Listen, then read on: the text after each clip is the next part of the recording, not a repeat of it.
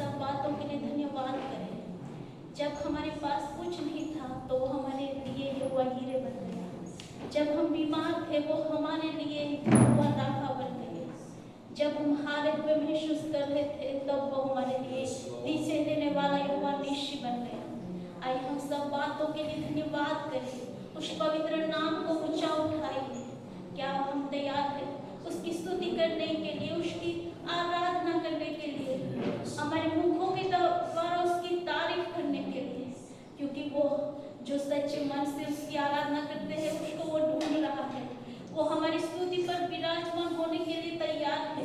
क्या हम तैयार हैं उसकी स्तुति करने के लिए? आइए हम अपने आप को भूलकर उस महान परमेश्वर का धन्यवाद करें, सब उसके उपकारों के लिए धन्यवाद करें। हमारे हृदय के द्वारा परमेश्वर को हम पवित्र बलिदान को चढ़ाएं। आइए हम मिलकर धन्यवाद के साथ स्तुति गाऊंगा। हम मिलकर दिल की गहराई के साथ उसको स्तुति और अर्पण चढ़ा देंगे।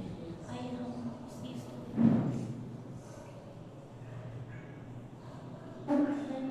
धन्यवाद के साथ स्तुति गाऊंगा।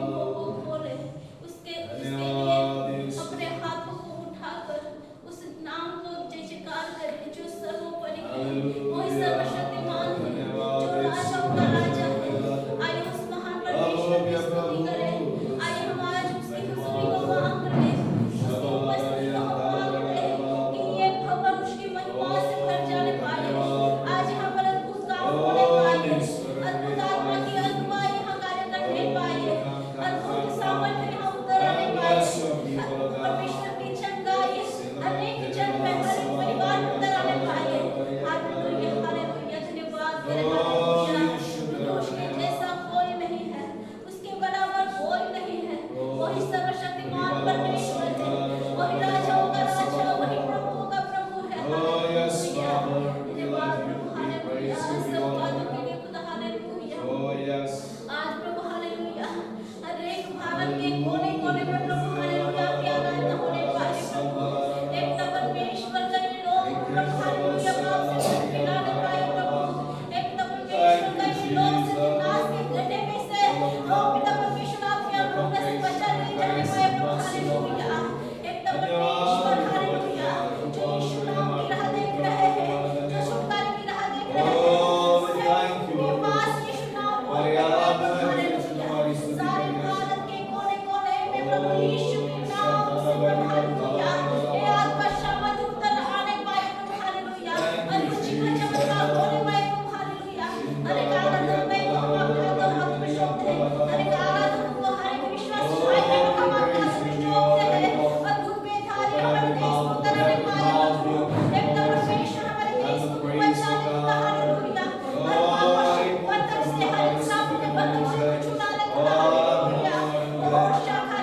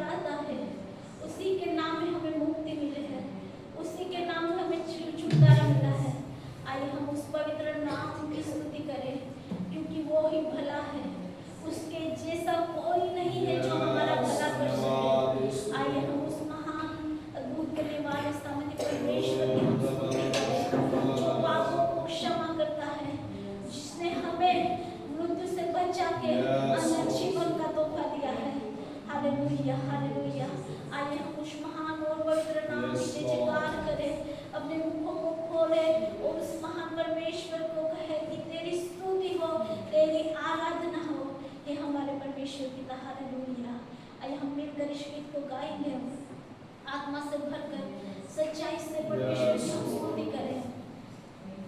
आइए हम मिलकर हमारे शरीर के द्वारा उत्तम से उत्तम बलिदान को हम चढ़ाएं। तेरी स्तुति हो, तेरी आराधना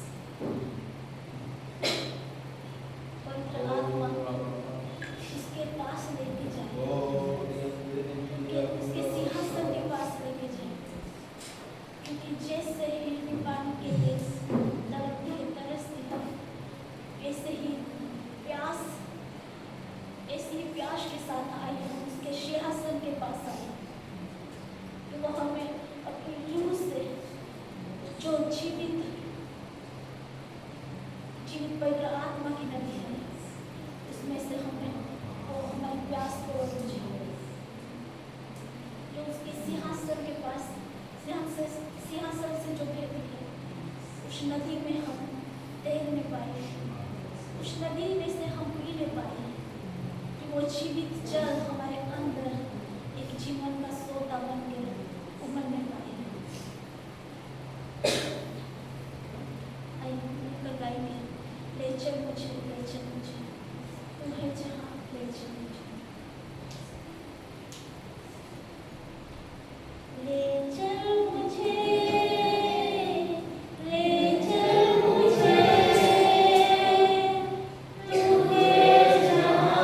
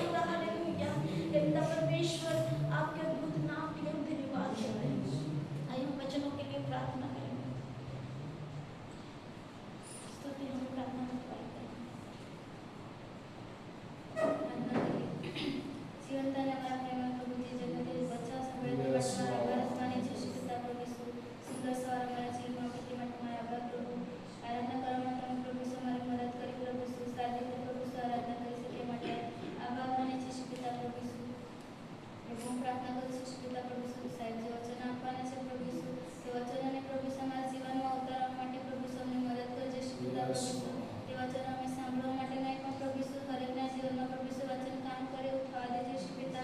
પ્રભુ ઈસુ એ વચન સાંભળીને પ્રભુ ઈસુ અમારું જીવન બદલાય એવું થવા દેજે શ્રી પિતા. પ્રભુ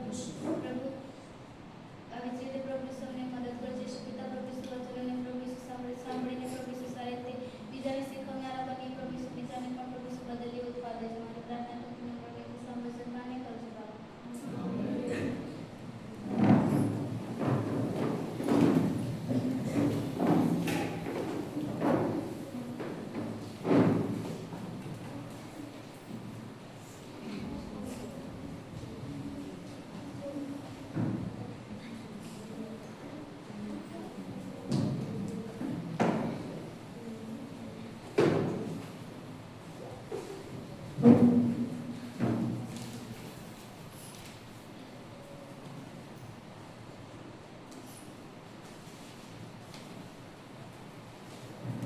Praise the Lord. Hallelujah.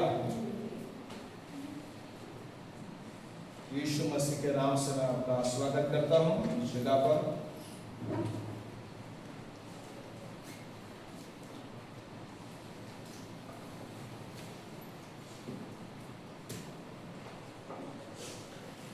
आज हम लोग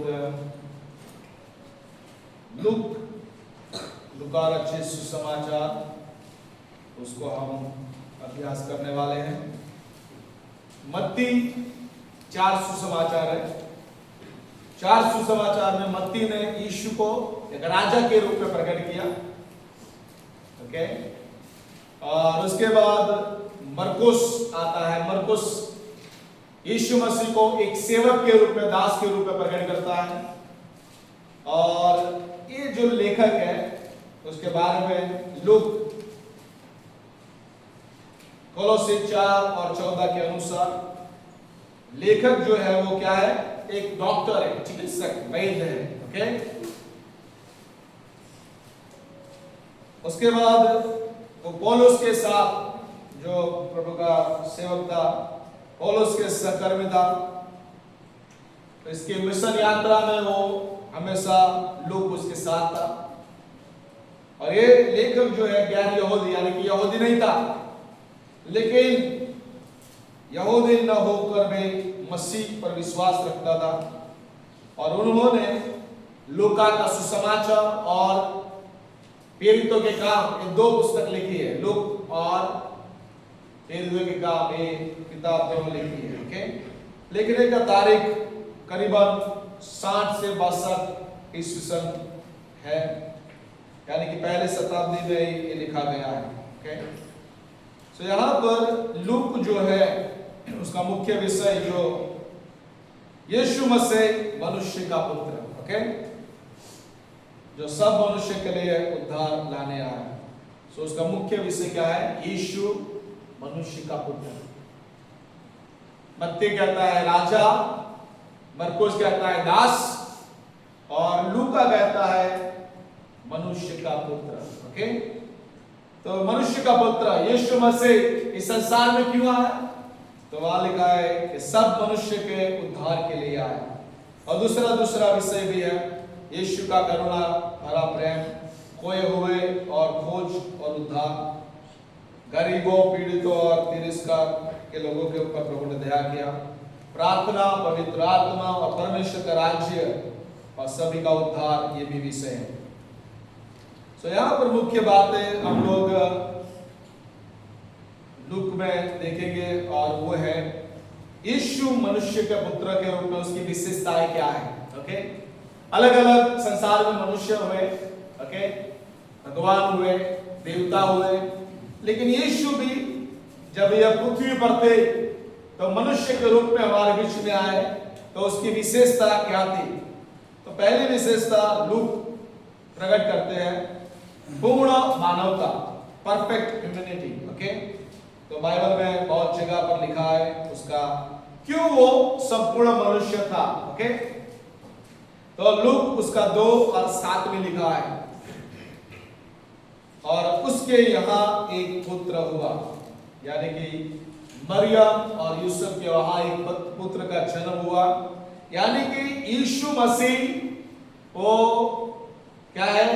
एक जन्मा हुआ पैदा हुआ मनुष्य था। ओके, कोई चमत्कार के रूप में वो पैदा नहीं हुआ, लेकिन ईश परमेश्वर के दासों ने 600 साल पूर्व, यीशु के जन्म के पूर्व 600 साल पूर्व जो भविष्यवाणी उन्होंने किया था, वो भविष्यवाणी के रूप में उन्होंने उसका कि कुंवारी के द्वारा जन्मेगा और उसका नाम तो इमानुएल रखना।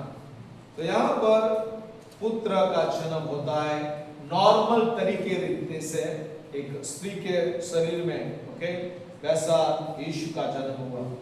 लोग 4 और 2 में लिखा है कि वो भूखा हुआ, यानी कि यीशु मसीह संपूर्ण मनुष्य था। मनुष्य होने के नाते क्या लगती है? भूख लगती है। ओके, तो यीशु को भी क्या हुआ? भूख लगा। Praise the Lord. यीशु को भी क्या हुआ? उपवास, 40 रात दिन उपवास करने के बाद यीशु को भूख लगा, यानी कि मनुष्य होने के नाते उसको भी भूख लगा। उसके बाद लूका 8 और 23 में लिखा है कि यीशु मसीह कहां पर सो गए? नाव के अंदर।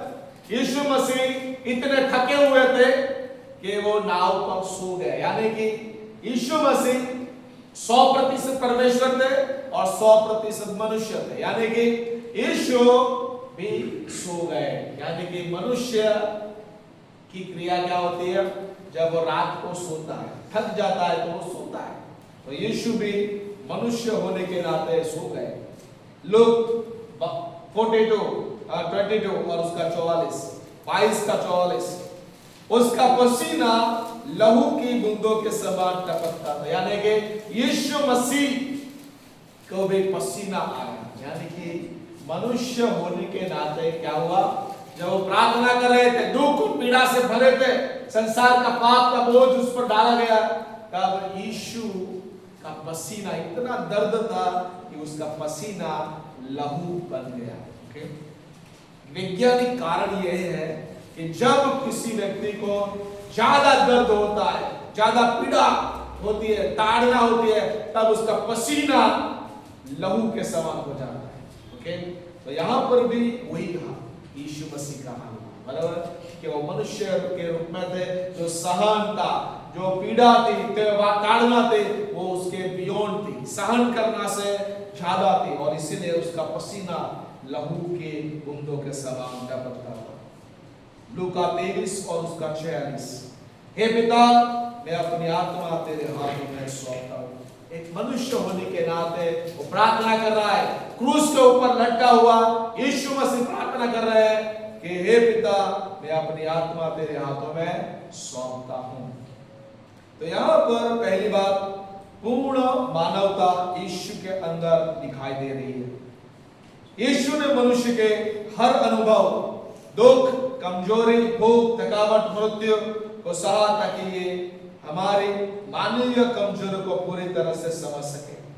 हम जिस दर्द से गुजरते हैं वह उनसे छुपा नहीं, यानी कि आप और मैं जिस तकलीफों में जा रहे हैं, बीमारी और तकलीफों में जा रहे हैं, कमजोरी में होके जा रहे हैं, वो सब कुछ गुजर चुका है हमारे से पहले, कि वो मनुष्य का रूप लेकर आया था, उसने सब कुछ सहन किया। तो पहली बात विशेषता यीशु मनुष्य के रूप में कि वो मानव था। दूसरा, करुणा और दया यीशु के अंदर थी। मनुष्य के होने के नाते उसके अंदर क्या थे? दया और करुणा। बाइबल में लिखा है, लूक उसका 7 का 13, प्रभु ने उसके देखकर तरस खाया। वहां पर लिखा है तरस खाया। क्या किया?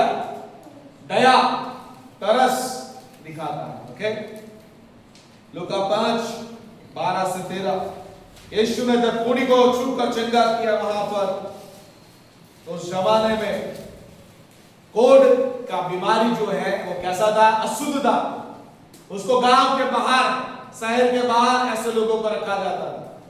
जब भी उनको शहर में आना हो, गांव में आना हो, तो एक घंटी बजाते थे और बोलते थे अशुद्ध अशुद्ध, और सारे लोग हट जाते थे रास्ते पर से, और वही लोग कुछ भी खाना वाना जो भी लेना हो वो लेके वापस चले जाते थे। तो उस जमाने में कोढ़ एक ऐसा रोग था जो शुद्ध किया नहीं जाता था, बीमारी का रोग इलाज नहीं था उस समय। लेकिन यीशु मसीह ने उस कोढ़ी पर रक्तपित्त जिसका था उस पर दया की और यीशु ने उस कोढ़ी को चंगा किया, छूकर क्या किया, छूकर चंगा किया। बराबर, यहाँ पर रक्तपित्त हॉस्पिटल से बराबर लोग जाते हैं, फ्रूट बांट के आते हैं, बिस्किट बांट के आते हैं, लेकिन उनको छूते नहीं है। क्यों? डर है कि वह उनको छूने से हमें भी कोढ़ हो जाएगा। तो यीशु तो यहाँ पर मनुष्य थे, दया और करुणा से भरे हुए थे, यीशु उसको छू रहा है। ओके, तो आपके अंदर मेरे अंदर भी यीशु की करुणा आनी चाहिए, दया आनी चाहिए। लूका 19:5, जक्कई नाम का एक व्यक्ति था जो पापी था, अच्छे टैक्स कलेक्टर के नौकरी दी, उसके बावजूद वो पापी था और यीशु को देखना चाहता था।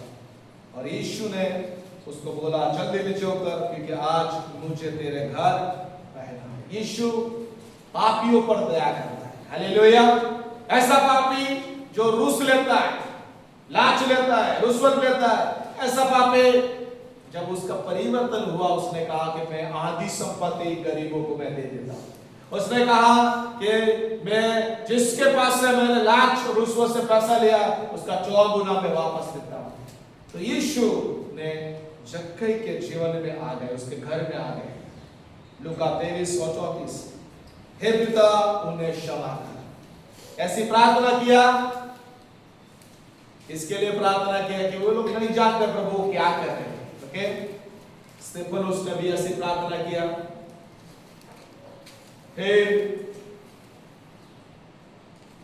उड़ीसा में जो मिशनरी मार दिए गए, उन्होंने भी उस बजरंग भाई को, जिन्होंने उसके पति और दोनों बच्चे को जीवित गाड़ी में जला दिए गए थे, उनको माफ किया। ग्रेहाम स्टैंड की वाइफ ने।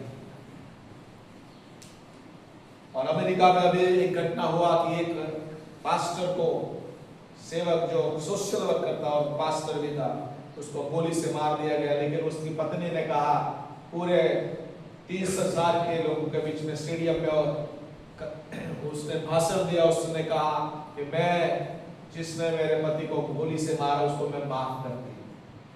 यानी कि दया और करुणा से हमें भरना चाहिए, जैसे यीशु दया और करुणा से भरे थे। क्या सीखने पाते हैं इसके द्वारा?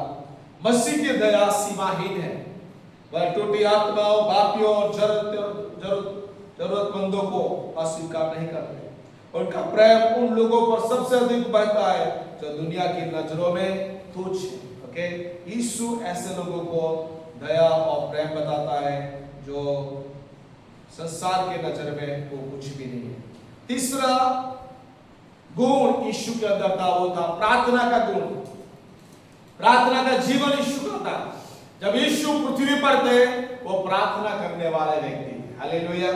लोग 3:21 में लिखा, जब बपतिस्मा लेते समय यीशु क्या कर रहे थे? प्रार्थना कर रहे थे? प्रार्थना कर रहे थे। जब वो जंगल में थे, अरण्य में थे, लोग 5:16 में लिखा, वह क्या कर रहे थे? प्रार्थना कर रहे थे। बराबर। लोग 6 और 12 में लिखा है, पूरा रात भर यीशु ने प्रार्थना किया, होल नाइट प्रेयर, आखिर रात की प्रार्थना किया यीशु ने, और सुबह में उसने अपने चेलों को पसंद किया। यानी कि पूरी रात भर यीशु ने परमेश्वर से प्रार्थना किया। लूका 11:1 में लिखा है, जब वह किसी स्थान पर प्रार्थना कर रहा था, यानी कि रूटीन वाली प्रार्थना, जहां पर भी समय मिला यीशु को, अपने समय में वो हर दिन प्रार्थना करने में अपने समय को देते थे। लूका 22 में लिखा है कि अंतिम गेत्सेमनी के बगीचे में उसने गहरी प्रार्थना की। तो यहाँ पर यीशु का जीवन जो है वो प्रार्थना से भरा हुआ जीवन को पाते हैं। एक मनुष्य होने के नाते पे यीशु क्या कर रहे हैं? प्रार्थना कर रहे हैं। हालेलुया। यानी कि यहाँ लिखा है, यीशु ने हमें दिखाया कि शक्ति, दिशा, सामर्थ और विजय का स्रोत केवल प्रार्थना है। किसके द्वारा विजय मिलता है? प्रार्थना के द्वारा। शक्ति कहां से मिलती है? प्रार्थना के द्वारा। ओके, सामर्थ कहां मिलती है? प्रार्थना के द्वारा। हालेलुया। मार्गदर्शन कहां से मिलता है? प्रार्थना के द्वारा। यानी कि आप और मुझे प्रार्थना करना चाहिए। यदि स्वयं उद्धारकर्ता यीशु ने प्रार्थना की तो हम कितना अधिक प्रार्थना पर निर्भर रहना चाहिए। हालेलुया। जो यीशु प्रार्थना किया मनुष्य के रूप में, तो आपको और मुझे उससे भी अधिक प्रार्थना करना चाहिए। Praise the Lord. सो यहाँ पर तीसरी बात उसका प्रार्थना का जीवन को हम पाते हैं। उसके बाद यीशु पूर्ण आज्ञाकारिता, मनुष्य होने के नाते उसका जीवन आज्ञा से भरा हुआ था। पूरी आज्ञाकारिता। ओके, आधी आज्ञाकारिता नहीं। तो यहां लिखा है लूका 2:51 में क्या लिखा है? किसके अधीन रहा? पहली अधीनता माता पिता की अधीनता। किसकी? कहां की? लूका 2:51 में क्या लिखा है? मंदिर में से वो जाकर फिर पूरा 30 साल तक, ओके, कितने साल तक?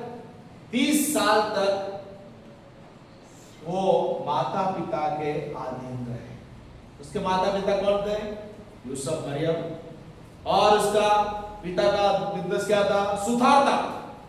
यीशु का पिता जो शारीरिक पिता वो सुथार था, तो सुथार के काम में उसने हाथ बटाया। ओके, तो यहां पर लिखा है, पढ़िए 2:51 में, गौर के अधीन रहा।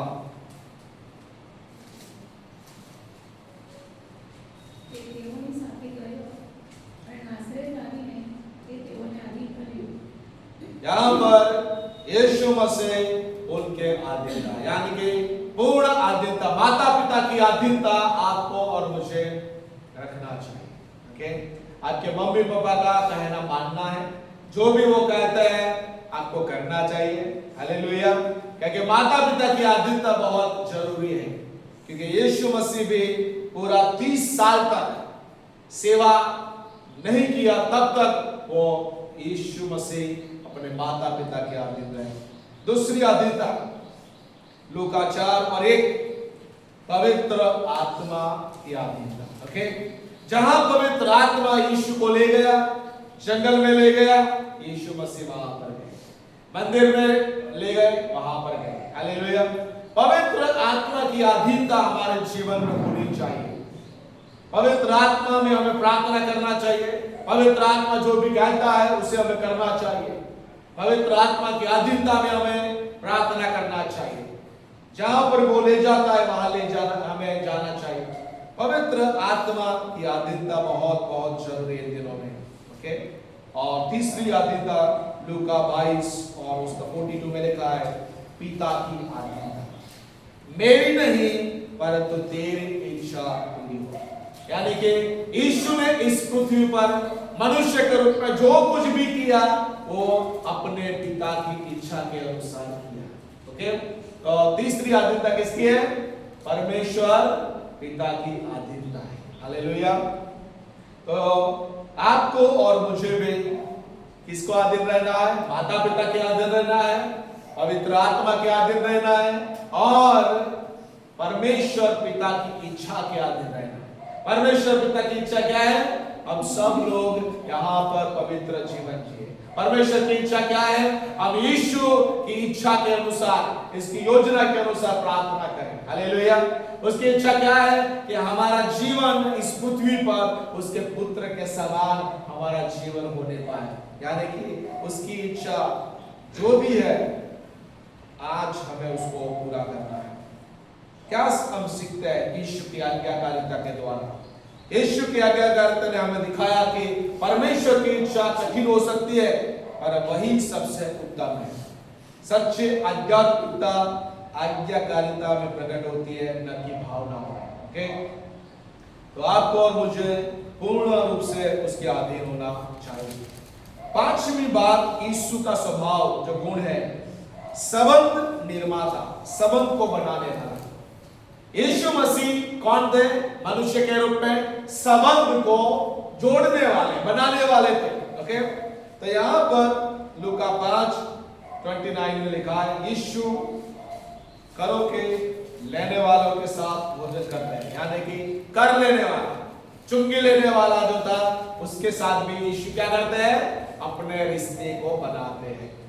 नात भात जात भात को छोड़कर, ओके, यहूदी लोग ऊंची प्रजाति, उसके समरी लोग थे, समरूनी लोग थे, वो थोड़ी निचली कक्षा के लोग थे।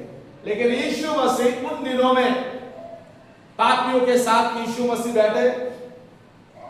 लिखा है फरीसी लोग 7:36 में लिखा है, फरीसी लोगों के घर में जाकर यीशु ने खाया। फरीसी लोग भी कैसे थे, एक क्या बोलते हैं, धर्म को जानने वाले, नियम को जानने वाले पाखंडी लोग थे। लेकिन यीशु मसीह उनके साथ बैठकर खाया। लोग 10 में लिखा है, मरियम और मार्था बहनों और उसका भाई था लाजरस, ये परिवार यीशु को बहुत प्रेम करता था और इसलिए यीशु बार बार इन लोगों के घर में जाकर खाना खाता था। ओके, तो मरियम और मार्था के साथ उनका रिश्ता था। उसके बाद लूका 19:5 में यीशु कहता है जक्कई को कि आज मुझे तेरे घर रहना, यानी कि पापियों के घर में यीशु वहां पर जाता है, यानी कि यीशु मसीह रिश्ते बनाते हैं। सामरी स्त्री जो याकूब के कुएं के पास पानी भरने आए थे, यीशु मसीह यूहन्ना 4 अध्याय, यीशु मसीह किसके साथ संबंध बनाते हैं, पापी स्त्री को उद्धार देने के लिए, उसको उद्धार, उसका आत्मा का उद्धार हो जाए, शरीर का उद्धार हो जाए, और इसके साथ लिए वो क्या करते हैं, उसको सुसमाचार देते हैं। Praise the Lord. तो यहाँ पर यीशु संबंधों को बनाने वाले हैं। यीशु ने दीवारें नहीं पुल बनाए। क्या बनाए यीशु ने? दीवारें नहीं, जात पात की दीवारें यीशु ने बनाए नहीं। ऊंच नीच का, धनवान और गरीबों का दीवार को खड़ा नहीं किया। यीशु ने क्या किया? पुल, यानी कि ब्रिज बनाए। हालेलुया। संबंधों के पुल को बनाए, रिश्ते के पुल को बनाए, लोगों को उन्होंने परमेश्वर के साथ जोड़ा। वह पापियों, गरीबों, तुच्छ समाज से बाहर किए गए लोगों से बाहर साथ बैठते थे। सुसमाचार का प्रभाव संबंधों के माध्यम से सबसे अधिक फैलता है। Praise the Lord. जितना हम संबंध बनाएंगे दूसरों के साथ, उतना हम सुसमाचार लोगों को दे सकते हैं। ओके, और उसके बाद अंतिम बात उसके स्वभाव के बारे में, मानवता के प्रतिनिधि और उद्धारकर्ता। लोग 22 अध्याय में लिखा 19 और 20 में, यह मेरे शरीर और यह मेरा लहू हमारे लिए बहाया गया। यीशु का शरीर हमारे लिए तोड़ा गया, उसका लहू हमारे लिए बहाया गया। मानवता के रूप में यीशु ने क्या किया? एक उद्धार के लिए हमारे लिए व्यवस्था किया। लोग 23-33 में लिखा है, क्रूस पर चढ़ाया गया हुआ। और लोग 24 में लिखा है, उसके नाम से मन फिराव का प्रचार सब जातियों में किया जाए। उसके नाम के द्वारा हमें उद्धार मिलता है, मोक्ष मिलता है, शांति मिलती है, आनंद मिलता है, छुटकारा मिलता है। यीशु ने क्रूस पर हमें प्रतिनिधि बनकर बचाया, यानी कि जहां पर हमें मरना था वहां पर यीशु मर गए। जहां पर हमें मरना था, हमको चलाया जा रहा था, हमको दोषी ठहराया जा रहा था, वहां पर यीशु ने उस हमारा दोष उस पर ले लिया, हमारा गुनाह उसके ऊपर डाले गए और आपके और मेरे पापों के लिए हमारा प्रतिनिधित्व बनकर वो हमारे बदले में मर गया। यानी कि यीशु मसीह मानवता के प्रतिनिधि और उद्धारकर्ता बने। और इसीलिए प्रियो, परमेश्वर चाहता है कि ये सारे गुण हमारे जीवन में हमें लेना चाहिए। तो आइए हम उसको अभी लूक में बहुत सारे संदेश, उसमें से 5 संदेश को हम देखेंगे। सबसे महत्वपूर्ण संदेश लूक 10:25 से 37 में मिलता है, दयालु सामरी का उदाहरण। ओके, इसका उदाहरण दयालु सामरी।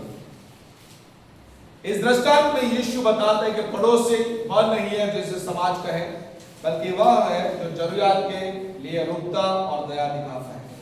पड़ोसी कौन है? जब संकट के समय में, दुख के समय में आपके पड़ोसी आपके काम आए, जरूरियात के समय में, बराबर। तो मुख्य बात क्या है लूका 10:33 में, परंतु एक सामरी वहां पर गुजरा और उसने क्या किया, उस पर तरस खाया। किसके ऊपर तरस खाया? जो यहूदी व्यक्ति को मारा था लुटारों लोगों ने, चोर लोगों ने मार के उसको अधमुआ कर दिया था, उस पर उसने दया किया। लोग 10:36 में यहाँ पर 3 लोग गुजरते हैं। कौन लोग गुजरते हैं? कितने लोग गुजरते हैं? 3 लोग गुजरते हैं। ओके, और ये 3 चरित्र है। कौन है 3 चरित्र? पहला है याजक, धार्मिक पर दिल कठोर। याजक जो है, जो पड़ा हुआ अधमुआ हुआ व्यक्ति के पास से गुजरता है और वो देखता है और वो उसको मदद करता नहीं है। धार्मिक पर दिल कठोर हो जाता है। ओके, दूसरा है लेवी, मंदिर का सेवक पर दया नहीं। एक लेवी निकलता है जो परमेश्वर की सेवा करने वाला था, संदूक को उठाने वाला था, प्रार्थना करने वाला था, लेकिन उसने भी उसके ऊपर दया नहीं किया। तीसरा जो है वो समरी है, और समरी ने क्या किया? समाज में तुच्छ समझा जाने वाला पर सबसे अधिक करुणा वाला। ऐसा व्यक्ति तो झाड़ू लगाता था, ऐसा व्यक्ति जो तुच्छ जाना था समाज के अंदर, ऐसा व्यक्ति क्या कर रहा है? करुणा बता रहा है, दया कर रहा है। यानी कि यीशु यहां पर हमें क्या सिखाना चाहता है? यीशु इसी माध्यम से कहते हैं सच्ची आध्यात्मिकता दया से प्रकट होती है, धार्मिकता से नहीं। ओके, लेवी था और याजक थे, वो दोनों धार्मिक व्यक्ति थे, लेकिन धार्मिकता से दया ऊपर होती है। ओके, धार्मिकता हम कुछ भी कर ले, धर्मकांड कुछ भी कर ले, कर्मकांड कुछ भी कर ले, लेकिन हमारे अंदर यदि दया नहीं है, करुणा नहीं है, तो वो कोई काम की नहीं। ओके, तो यहां पर प्रभु हमें क्या सिखाता है? अपने आसपास अन्य के लोगों को देखना सीखे। सेवा और प्रेम केवल चर्च में नहीं, कलीसिया में नहीं, सड़क पर भी दिखना चाहिए। हम वही लोग बने जिसके पास देखकर दुनिया का ईश्वर का प्रेम जीवित है। हालेलुया। मदर टेरेसा का नाम हमने सुना होगा, कलकत्ता में वो मर गई है, लेकिन मदर टेरेसा एक ऐसी व्यक्ति थे जिन्होंने जब वो रक्त पित्या वाला व्यक्ति को, कोढ़ी व्यक्ति को देखते थे, तो कलकत्ता की स्ट्रीट के ऊपर वो जाकर उसको क्या करते थे? साफ सफाई करते थे, मलहम पट्टे लगाते थे, फिर अपने अस्पताल में लाकर उसको अच्छा परवरिश करते थे। ऐसे लोग वहां पर थे जो बच्चे को, नया जन्मा हुआ बच्चे को कूड़ेदान में फेंक दिया करते थे, उसको वो उठा के अपने आश्रम में लेकर जाते थे और वहां पर उसकी परवरिश करते थे। ये है परमेश्वर की दया और प्रेम का नमूना। ओके, सो यहां पर परमेश्वर दयालुता जीवन बदल देती है और कभी कभी बचा भी देती है। सो यहां पर आपको और मुझे बहुत सारी स्टोरी है। तो पहला ये जो है, हमें दयालु जीवन जीना है। दूसरा संदेश लूक में हम देखते हैं, लूक 15:1-32। यहां पर 15 अध्याय में 3 खोई हुई बातों को परमेश्वर बताते हैं। यीशु मसीह 3 दृष्टांत एक ही बात को कहता है, परमेश्वर का हृदय खोए हुए लोगों के धड़कता है। वहां पर लूका 15:4 में क्या हुआ था? सिक्का क्या खोया हुआ था? जो खो गई है उसे वो ढूंढ रही थी। फिर 15:10 में पापी मनुष्य मन फिरा और स्वर्ग का राज्य आनंद करता है। एक पापी जब फिरता है तो स्वर्ग में आनंद करता है। और उड़ाऊ पुत्र, जो भेड़ होती है उसके बाद उड़ाऊ पुत्र जो है वो पिता के पास आता है और परमेश्वर उसको स्वीकार करते हैं। पहला है भेड़, अज्ञानता से खोई है। भेड़ जो हमारे जीवन को भी बताते हैं, बराबर। हम लोग क्या है? अज्ञानता में खोए हुए, टेक्नोलॉजी में खोए हुए लोग। आज की जो पीढ़ी है, जवान लोग हैं, बच्चे लोग हैं, अज्ञानता में खोए हुए हैं। ओके, उनको लगता है हम जो भी कर रहे हैं, हम जो भी सीख रहे हैं वो सही है, लेकिन उनका स्वभाव एक भेड़ के समान है। भेड़ जो है वो सबसे भोला जानवर है, सबसे भोला जानवर है। ओके, उसको जहां पर भी लेके जाओ वो जाता है, अज्ञानता से भरा हुआ। तो यहां पर अज्ञानता से खोए हुए हम लोग हैं। दूसरा है सिक्का, अनजाने में खोया गया। और ऐसा खोटा सिक्का बोलते हैं ना, खोटा सिक्का, बराबर। तो हम उस खोटे सिक्के के सवार हो जाते हैं जो खोए हुए हैं संसार में। लेकिन परमेश्वर वहां पर एक बात बताते हैं, वो जो बहन थी, जो भी सिक्का उसका खो गया था उसको ढूंढ रही है। ओके, यानी कि कुछ भी हो जाए, आपका बेटा बेटी कुछ भी हो, खोटे सिक्के के समान हो, लेकिन आपको उसको ढूंढकर परमेश्वर के पास लाना है। ओके, तो परमेश्वर चाहता है कि खोटा सिक्का है तो अभी वो अनजाने में खोया है, उसको वापस लाना। तीसरा है पुत्र, जानबूझकर खोया। वो जानता था कि पिता के पास से जाना बुराई, अज्ञान, इससे क्या होगा, मेरा हालत खराब हो जाएगा। पिता के विरुद्ध में जाना अब मेरा हालत खराब हो जाएगा। लेकिन तो भी जानबूझकर वो उड़ाऊ पुत्र ने क्या किया, अपनी संपत्ति को लेकर दूर देश में चला गया, पाप और बुराई में अपने सारे पैसों को खत्म कर दिया। यानी कई बार हम लोग जानबूझकर अपने आप को खो देते हैं, बराबर। हम जानते हैं तो अभी हम लोग जानबूझकर पाप करते हैं, बुराई करते हैं। तो यहां पर प्रभु हमें क्या संदेश देना है, कारण कुछ भी हो परमेश्वर सभी को खोजता है। ओके, आज भी वो परमेश्वर सबको खोज रहा है। परिवार, चर्च या समाज में किसी भी खोए हुए व्यक्ति को न छोड़े। हम भी परमेश्वर जैसे पिता बने, द्वार खोलकर रखे, दिल नहीं बंद करें, अपराध को छोड़कर परमेश्वर की ओर लौटे। योना भी क्या भागा, लेकिन परमेश्वर उसे ढूंढता रहा। क्यों? क्योंकि परमेश्वर खोए हुए को छोड़ता नहीं। एक कहानी है यहाँ पर, एक बच्चे ने घर का रास्ता खो दिया। पिता रात भर टॉर्च लेकर जंगल में उसे ढूंढता रहा। सुबह बच्चे ने कहा, पापा क्या आप डर नहीं रहते? पिता बोला, डर कैसे, तू मेरा बेटा है। यह परमेश्वर का प्रेम है। ओके, तो यहाँ पर दूसरा बात, यदि आप भी खोए हुए हैं, खोटे सिक्के के समान, भेड़ के समान अज्ञानता में खोए हैं, या जानबूझकर खोए हैं, बाइबल पढ़ते नहीं, प्रार्थना नहीं करते, संगति नहीं करते, आप जानबूझकर, बाइबल है आपके पास, बाइबल नहीं पढ़ते, प्रार्थना कर सकते हैं लेकिन प्रार्थना नहीं करते, कलीसिया में आना चाहिए लेकिन नहीं आते, आपके पास जानबूझकर आप दोनों उस बातों को करते हैं और खो गए। तो परमेश्वर आपको ढूंढ रहा है। तीसरा संदेश, जक्कई का परिवर्तन। लोग उसका 19:1-10। ये बड़ा रोमांचक कहानी है, एक सच्ची घटना। जक्कई का जीवन दर्शाता है। यीशु ने न सिर्फ बचाते बल्कि बदलते भी। ओके, लोग 19:5 में लिखा है, जक्कई नीचे उतर, आज तेरे घर में आना है। लोग 19:8 में उसने कहा कि मैं आधा धन गरीबों को दूंगा। लोग 19:9 में लिखा, आज इस घर में उद्धार हुआ। जक्कई के पास धन था, सम्मान नहीं था। यीशु के पास सब था, पर उन्होंने उसे महत्व दिया। जक्कई का हृदय पिघल गया और उधार ने उदारता पैदा की। जक्कई कैसा व्यक्ति था हम सब लोग जानते हैं। ओके, पैसा था, नौकरी थे, सब कुछ था, लेकिन उसके अंदर पाप था। हमारे पास सब कुछ हो सकता है, ज्ञान, बुद्धि, अच्छे प्रतिष्ठा, सम्मान हो सकता है, लेकिन यदि हमारे अंदर पाप है तो उसके अलावा हम कुछ भी नहीं करते। हमें परमेश्वर की जरूरत, पाप को क्षमा करने के लिए, पाप को धोने के लिए सिर्फ परमेश्वर मदद कर सकता है। ओके, जीवन बदलना काम किसका है? परमेश्वर का है। ओके, पैसे से जीवन नहीं बदला जाता है।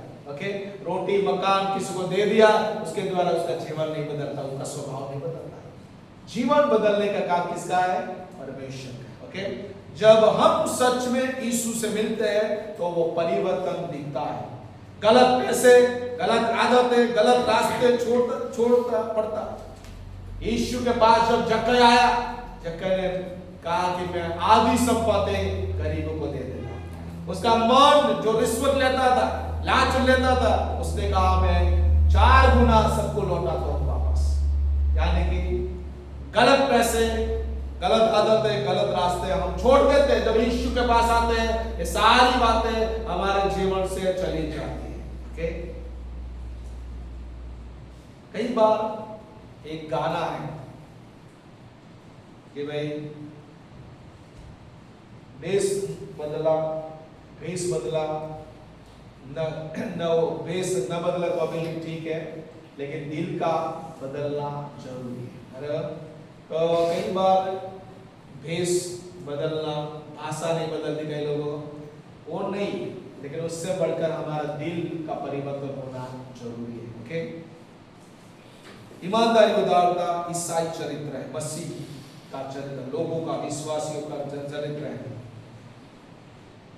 मत्ती भी, जो मत्ती का रचने वाला जो था, वो भी क्या था? टैक्स कलेक्टर था, लेकिन उसका भी यीशु मसीह ने जीवन परिवर्तन कर दिया।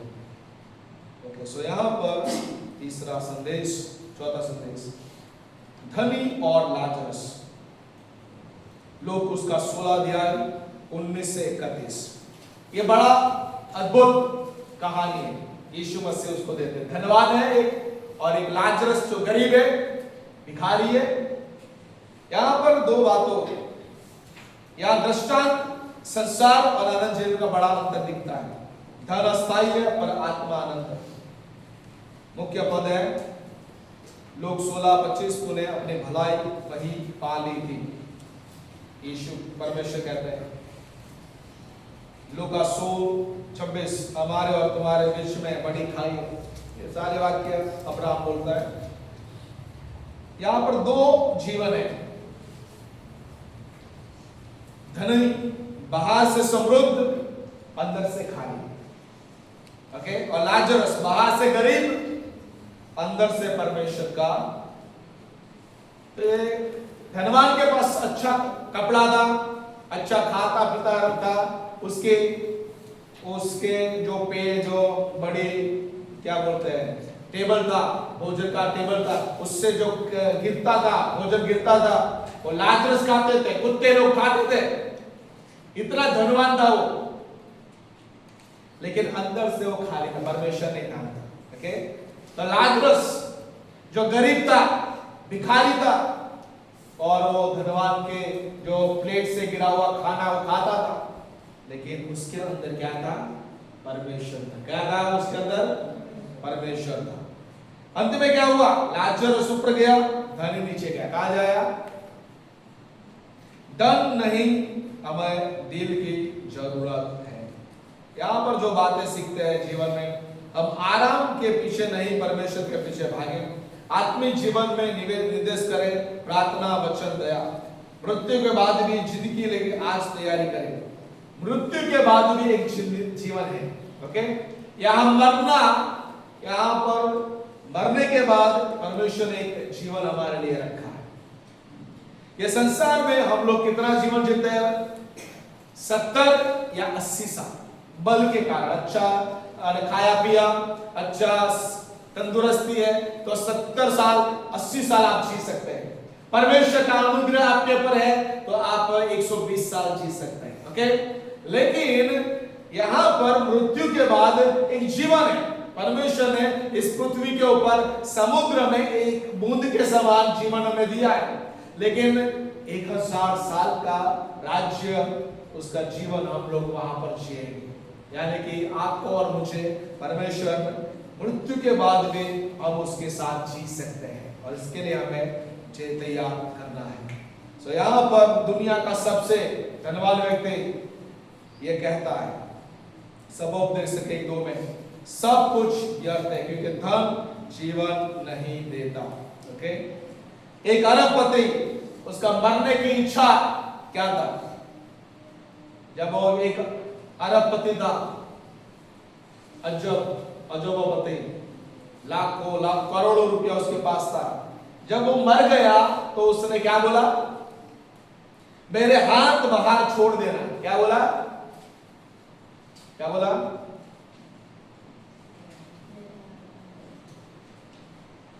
जो कॉफिन बॉक्स है, कॉफिन बॉक्स के बाहर मेरा हाथ रखना, ऐसा बोला उसने। कॉफिन बॉक्स के हाथ मेरा बाहर रखना, क्योंकि ताकि लोग देखे मैं कुछ लेकर नहीं जा रहा। क्या बोला उसने? मैं लाखों रुपये करोड़ों रुपये मेरे पास है, लेकिन उसने बोला कि मैं कुछ भी लेके नहीं जा रहा। ये इसका टाइम मिस था। जब मरने से पहले उसने बोला कि जब मैं मर जाऊं तो मेरा हाथ कॉफिन बॉक्स के बाहर रखना, तो लोग जान पाए ये कितना धनवान था, लेकिन उसने 1 रुपया भी उसके हाथ में वो ले गया। खाली हाथ आया था, खाली हाथ वो जा। तो यहाँ पर धनवान और गरीब लाजर के बाद हम क्या सीखते हैं? जीवन का मूल्य धन में नहीं, आत्मा में। धनवान अब अच्छा जीवन यहाँ पर जिए, लेकिन हमारी आत्मा यदि नरक में जाती है तो कोई फायदा नहीं है। ओके? लेकिन यहाँ पर यदि दुख है, तकलीफ है, समस्या है हमारे जीवन में, तो अभी हम परमेश्वर से जुड़े हुए प्रार्थना कर रहे हैं, बाइबल पढ़ रहे हैं, संगति में आ रहे हैं, विश्वास में बढ़ रहे हैं, तो हमारा जीवन आत्मा में हम बढ़कर हैं। हालेलुया। आत्मा में हम स्ट्रांग है, और इसीलिए हम लाजर के समान हम इब्राहिम की गोद में स्वर्ग लोक में हम लोग जाएं। Praise the Lord. लेकिन धनवान व्यक्ति कहाँ था? उस आग की झील में वो था। ओके? तो हम कहाँ जा रहे हैं, उसके लिए हमें तैयार होना है। उसके बाद 5वां अंतिम संदेश, लोक 23:34, क्रूस पर यीशु की क्षमा। क्रूस प्रेम का अंतिम प्रदर्शन है, अपराधियों के लिए क्षमा। क्रूस का प्रेम जो है, यीशु ने आपके लिए, मेरे लिए क्रूस के ऊपर जान दे दिया। लोक 23:34 में लिखा है, पिता उन्हें क्षमा कर, वो प्रार्थना कर रहा है। लोक 23:43 में लिखा है, आज तो मेरे साथ स्वर्ग में। उस चोर को बोलता है, जो उसके साथ एक चोर है, दोनों साइड चोर है, बीच में यीशु मसीह क्रूस के ऊपर है। तो ये चोर को बोल रहा है, आज तो मेरे साथ स्वर्ग लोक में होगा। तो यहां पर यीशु मसीह क्या कर रहा है? क्रूस के ऊपर भी वो क्षमा दे रहे हैं लोगों को। यीशु ने यहां पर क्या क्या बातें कर, उन्होंने ताने सुने, कोड़े खाए, कीले झोले, तिरस्कार सहा। यीशु ने ये सारी बातें क्रूस के ऊपर उन्होंने सहन किया, लेकिन फिर भी कहा, हे पिता उन्हें क्षमा कर। क्रूस बदलने का स्थान नहीं है, क्षमा का स्थान है। किसका स्थान है? क्षमा। क्षमा करें, चाहे सामने वाला मजबूत हो या कमजोर। सामने वाला कमजोर है या बलवंत है, आपको क्या करना है? क्षमा करना है, माफ करना है। कड़वाहट को छोड़ दे या दिल को मार दे। परिवार में क्षमा के पुल बनाए। स्तेफनुस कृतज्ञता के साथ 60 में लिखा है कि उसने भी प्रार्थना के पहला शहीद, कलीसिया का पहला शहीद, हे प्रभु उन्हें यह पाप मत मान। यीशु की तरह उसने भी क्षमा की। जैसा यीशु ने प्रार्थना किया, उसने प्रार्थना किया, प्रभु वो लोग नहीं जानते क्या कर रहे हैं, प्रभु उनको तो क्षमा कर। सो यहाँ पर आपको और मुझे क्या करना है? क्षमा देर से करना दर्द होता है, जल्दी करना चंगा है। जितना आप लोगों को भरेंगे, अपने दिल में भर के रखेंगे और माफ नहीं करेंगे, तो क्या होगा? दर्द बढ़ता जाएगा। लेकिन जितना जल्दी आप लोगों को माफ करेंगे, उतना आपको चंगाई मिलेगी, छुटकारा मिलेगा। आइए हम अपने जीवन को प्रभु के हाथों में समर्पित करें। ये 5 संदेश जो यहाँ पर दिए गए हैं, उसके द्वारा अपने आप को हम तैयार करें। पहला संदेश दयालु समरी के बारे में हमने देखा कि आज भी वो क्षमा करने वाला परमेश्वर है, दया दिखाने वाला परमेश्वर है। ओके? उसके बाद परमेश्वर चाहता है कि हम अपने आप को, यदि खोए हुए हैं हम लोग, तो आज भी वो परमेश्वर हमें ढूंढ के हमें बचाना चाहता है। चक्कई के समान यदि हमारा जीवन परिवर्तन नहीं है, तो आज वो हमारे जीवन का परिवर्तन, हृदय का परिवर्तन करना चाहता है। पाप और बुराई से वो छुड़ाना चाहता है। सारी ऐसी आदतों से परमेश्वर हमें छुड़ाना चाहता है। धनवान और गरीब, भिखारी, लाजरस, हमें निश्चित करना है कि हम कहाँ जाना है। यदि हमारा जीवन यहाँ पर लाजर के समान है, तो हमें आत्मा में बने रहकर हमें स्वर्ग के लिए हमें तैयार होना पड़ेगा। आत्मा में हमें मजबूत होना पड़ेगा। बाहर से यदि आप समृद्ध है लेकिन आत्मा में कमजोर है, तो हमें उस धनवान के समान नरक में जा सकते हैं। और क्रूस को हमें याद करें। आइए हम अपने आप को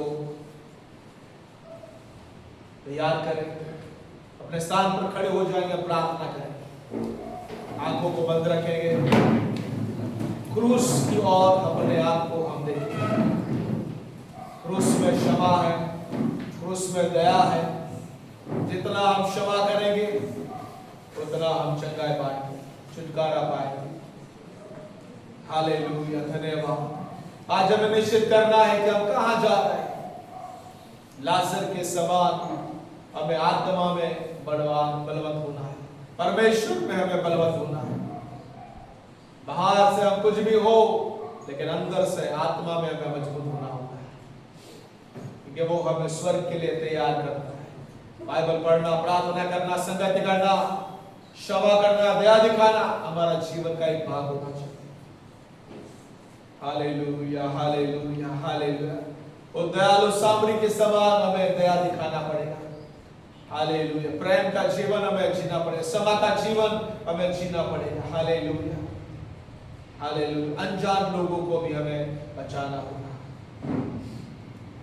प्रियो, आज हम खोए हुए, अज्ञानता में खोए हुए हैं, खोटे सिक्के के समान हम खोए हुए हैं, और जानबूझकर अपने आप को हम खोए हुए हैं। तब प्रभु हमें कहता है, तब भी वो प्रेम करता है, तब भी वो हमें ढूंढने के लिए आता है। 99 में से एक भेड़ खो गई, यीशु उसको ढूंढने के लिए जाता है। तो खोया हुआ पुत्र, उदाव पुत्र वापस आता है, यीशु उसको गले लगाते हैं, परमेश्वर उसको गले लगाते हैं। आप यदि खोए हुए हैं, जानबूझकर बात, प्रार्थना, बाइबल पढ़ना, संगति करना छोड़ दिया, तो आज भी वो प्रेम करने वाला परमेश्वर आपको ढूंढ रहा है। हालेलुया, शबा बाबा। अज्ञानता में यदि आप खो गए, टेक्नोलॉजी की अज्ञानता, ज्ञान की अज्ञानता में खोए हुए, उस भीड़ के समान खोए हुए, प्रभु आपको ढूंढने के लिए तैयार है। हालेलुया। आंखें बंद रखें, अपना ध्यान परमेश्वर की ओर लगाएं। हालेलुया। सब लोग अपने आप को तैयार करें, कोई भी इधर उधर मत देके अपना ध्यान परमेश्वर की ओर लगाएं। हालेलुया। धन्यवाद प्रभु, धन्यवाद प्रभु, धन्यवाद प्रभु, राजा के राजा, प्रभु के प्रभु का धन्यवाद। Hallelujah, hallelujah, hallelujah. मुख खोले प्रार्थना करिए। Hallelujah, hallelujah. Thank you Jesus. आज भी लूका की सुसमाचार के द्वारा बहुत सारा संदेश हमें दिया गया है। Hallelujah, hallelujah. आज भी वो परमेश्वर हमें अद्भुत संदेश देता है। जब उस वचन को हम पढ़ते हैं, प्रभु आज भी उस वचन के द्वारा हमारे साथ बोलता है, बातचीत करता है। हालेलुया। धन्यवाद यीशु, धन्यवाद यीशु। हालेलुया। रेखा दाला बारिया, दाला बारिया, दाला बाशबा। हालेलुया यीशु, तेरा धन्यवाद। जब यीशु मसीह पृथ्वी पर थे, पूर्ण आज्ञाकारिता उसके अंदर थी। माता पिता की आज्ञा पालन करते थे, पवित्र आत्मा के अधीन, परमेश्वर पिता की इच्छा के अधीन। क्या आपका जीवन अधीनता का जीवन है? यीशु मसीह प्रार्थना करने वाले थे, भोजन के पहले प्रार्थना किया। हालेलुया। जब भी वो समय मिला वो प्रार्थना करते थे, पूरी रात भर उसने प्रार्थना किया। वो दुख और तकलीफ में थे, गत्सेमनी के बगीचे में प्रार्थना किया। प्रियो, हमारा जीवन प्रार्थना का जीवन होना चाहिए। हालेलुया, हालेलुया, रबा बाबा शकरा। आज प्रभु हमें प्रार्थना से भरना चाहता है, हमारा जीवन प्रार्थना से भरना चाहता है। जागता रहो और प्रार्थना करो कि परीक्षा बना। हमें जागते रहकर प्रार्थना करना है कि हम परीक्षा में लगे। प्रार्थना करने के लिए प्रभु हमें सिखाता है। हालेलुया, रखा तारा कोला सकता नवरिया तला। धन्यवाद प्रभु, धन्यवाद प्रभु। आइए अपने जीवनों को प्रभु के हाथों में समर्पित करें। Hallelujah, hallelujah. अपने हाथों को प्रभु को बताएं, मैं प्रार्थना करूंगा। अगला महीना हमारे सामने आ रहा है, उसके लिए भी मैं प्रार्थना करूंगा। यदि आपका बर्थडे है, उसके लिए भी मैं प्रार्थना करूंगा। अपने हाथ को प्रभु को बताएं, प्रभु आपको छू लेगा। हालेलुया। दिसंबर महीने के लिए प्रभु नई आशीष, नई कृपा, नया बल हमें देना चाहता है। यीशु के समान हमें बनाना चाहता है। प्रार्थना करने वाला जीवन, आधीनता का जीवन, दया का जीवन, हालेलुया, हमें क्षमा का जीवन प्रभु हमें देना चाहता है। यीशु के चरित्र से हमें भरना चाहता है। जैसा यीशु मनुष्य के रूप में यहाँ पर जीवन जिया, वैसे आपको मुझे भी जीवन जीना पड़ेगा। हालेलुया। आइए अपने आप को प्रभु के हाथों में समर्पित करें। हालेलुया। अपने हाथों को प्रभु को बताएं और मैं प्रार्थना करूंगा। हालेलुया। आने वाला अंतिम महीना दिसंबर मास में प्रभु आपको छू ले, नई सामर्थ्य, नया बल दे, नई कृपा से प्रभु आपको भर दे। हालेलुया। मुंह प्रार्थना करें। हालेलुया। बच्चे लोग मुंह खोले प्रार्थना करें, आंखों को बंद रखे प्रार्थना करें, आंखों को बंद रखे प्रार्थना करें। Hallelujah, hallelujah, hallelujah. आज प्रभु छूने जा रहा है। हालेलुया। रिखा लाखा दारा बाबा बाबा बा। हालेलुया। जैसे जक्कई को प्रभु ने आत्मिक चंगाई दिया, ऐसे आत्मिक चंगाई प्रभु देना चाहता है। हालेलुया। पापों से चंगाई, पापों से क्षमा देना चाहता है। हालेलुया। शारीरिक चंगाई से बढ़कर प्रभु आपको आत्मिक चंगाई देना चाहता है। Hallelujah, hallelujah. धन से बढ़कर प्रभु आपको आत्मा में बलवंत बनाना चाहता है। हालेलुया। लाजर जो भिखारी था, वो आत्मा में बलवंत था और इसलिए वो स्वर्ग में गया। हालेलुया। बाहर से बढ़कर अंदर से वो मजबूत था। हालेलुया। रेखा रखा ताला बाला बारा बाबा बा शादारा बाला बा। मुंह खोले प्रार्थना करिए। रेखा तना वाला शबा, दया करने वाला स्वभाव, क्षमा करने वाला स्वभाव क्रूस के ऊपर से हमें मिलता है। Hallelujah, hallelujah. रोदा नबाला पूरा बसादा आज्ञा पालन हमें यीशु से सीखना मिल रहा। ओ माता पिता की आज्ञा पालन रहा, ओ पवित्र आत्मा के अधीन रहो और परमेश्वर पिता के इच्छा के अधीन रहा। हालेलुया। अधीनता हमें यीशु से मिलती है। हालेलुया। और काला कारा बाबा, वो परमेश्वर था लेकिन तो अभी वो मनुष्य के रूप में अधीनता का जीवन उसने जिया। हालेलुया। आज्ञा पालन किया उसने, और पुत्र होने के बावजूद उसने आज्ञा पालन करना सीखा। हालेलुया। आपको मुझे आज्ञा पालन करना बनना है। हालेलुया। ओ धन्यवाद, धन्यवाद, धन्यवाद, धन्यवाद। रिकाला रदला बा सबला बाला बाला। मुंह खोलिए प्रार्थना करें। आपके प्रश्न आपके पास हो सकते हैं। हालेलुया। आपके हाथ को प्रभु बताए, आज प्रभु छुटकारा देगा, आज प्रभु आपको छू लेगा। Hallelujah, hallelujah. धन्यवाद, धन्यवाद। इकाला बारी वाला सकादाला बारी अदाला बाला बाला। Thank you Lord. धन्यवाद प्रभु। हालेलुया। पिता यीशु के नाम से मैं प्रार्थना करता। हालेलुया। प्रभु आज सुबह आपके वचन को आपने भेजा है। धन्यवाद प्रभु। हालेलुया। इस समय मैं प्रार्थना करता, जो वचन आपने भेजा है 100 गुना फल लाने के लिए मैं प्रार्थना करता। जो अच्छी भूमि है उसको आप आशीषित कर दीजिए पिता। मैं प्रार्थना करता, यीशु को स्वभाव को हमारे जीवन में आप डालिए पिता। हालेलुया। 5 संदेश के द्वारा प्रभु जो भी बातें हमने सीखा है उसको हमें लागू करने के लिए सहायता करिए प्रभु। मैं प्रार्थना करता परमेश्वर पिता, जितने लोग आए जो लोग नहीं आ पाए सबको आप संभालना पिता। विशेष पिता दिसंबर महीने के लिए मैं प्रार्थना करता पिता, एक एक को नए महीने के लिए तैयार करिए, प्रार्थना के लिए, वचन के लिए, संगत के लिए तैयार करिए पिता।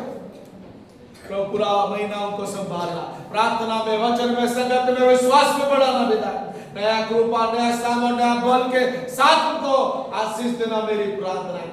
हालेलुया। मैं प्रार्थना करता कोई भी कमी घटी उनके जीवन में न रहने पाए पिता, नई आशीषों से भरना, पवित्र आत्मा के वरदानों से उनको भरना पिता, और एक गवाही का जीवन देना मेरी प्रार्थना पिता। इसे जो संदेश हमने देखा पिता, उसके अनुसार ये नया सप्ताह हर एक को चलने के लिए सहाय करना, ये मेरी प्रार्थना है पिता।